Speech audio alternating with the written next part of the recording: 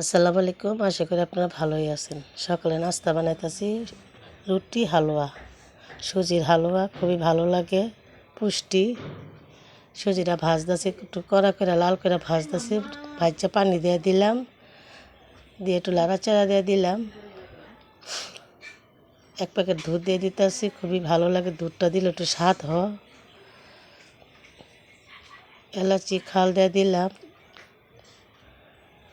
ভালো লাগবে। কিশমিশ দিলাম, দুধ দিলাম, একটু চিনি দিয়ে দিলাম বেশি করে, দিয়ে লাড়াচাড়া দিয়ে আমার সুজি হয়ে গেছে। এনে দুস্তি রুটি বানাইতেছি, জুড়া রুটি, আমরা দুস্তি রুটি কই, দুইটা একসাথে মিলাইয়া তেল দিয়া একটার পর একটা রুটি গুলি দিয়া চাপ দিয়ে বসাইয়া বেলা ফেলামো।